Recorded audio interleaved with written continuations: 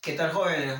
¿Cómo están ustedes? Muy buenas noches. Continuando nuevamente con una semana más de clase en el curso de Economía, nosotros vamos a desarrollar el tema la empresa. ¿Qué cosa es una empresa? Una empresa en realidad tiene varias definiciones.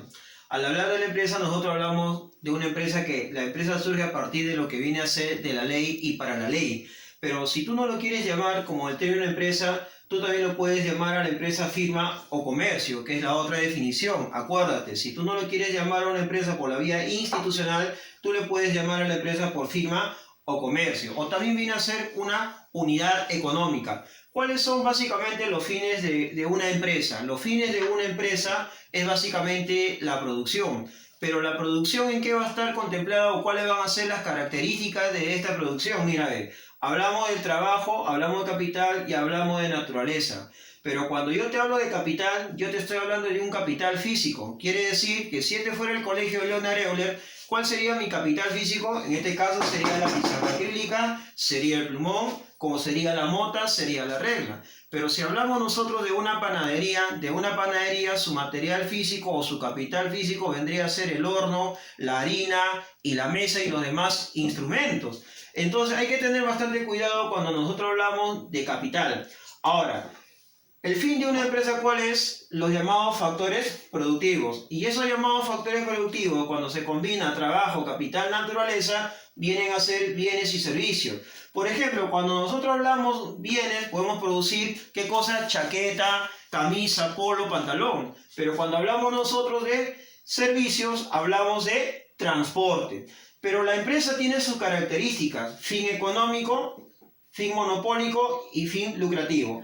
Cuando hablamos nosotros del fin económico, ¿a qué nos estamos refiriendo? Nos estamos refiriendo básicamente al procesamiento del producto de la producción.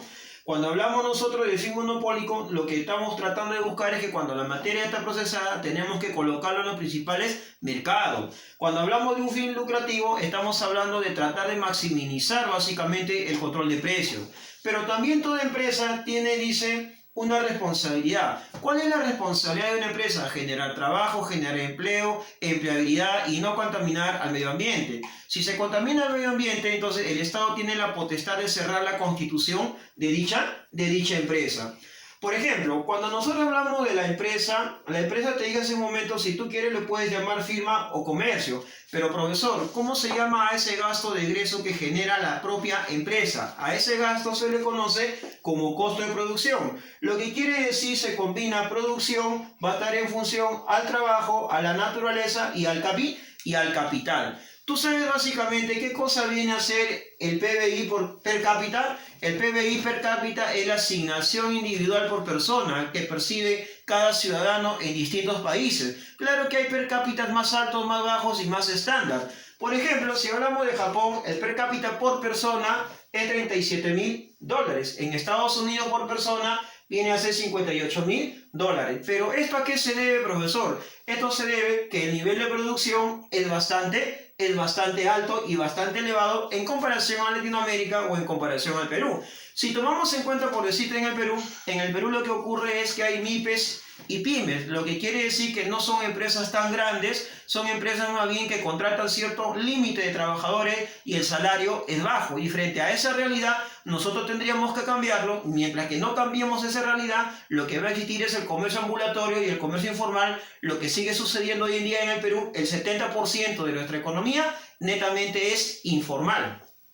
Por ejemplo, cuando hablamos de países latinoamericanos, el nivel de basura que representa Guatemala dice 0.47 kilogramos por persona, Bolivia 0.65 kilogramos por persona, Cuba 0.70 kilogramos por persona, Honduras 0.67 kilogramos por persona, Perú 0.75 kilogramos por persona. Lo que quiere decir que el nivel de consumo es totalmente bajo. Y para poder cambiar este volumen de producción de consumidor, tendríamos que cambiar la realidad a lo que vendría a ser Japón y Estados Unidos. Lo que quiere decir, tendrían que haber grandes industrias y mayores inversiones.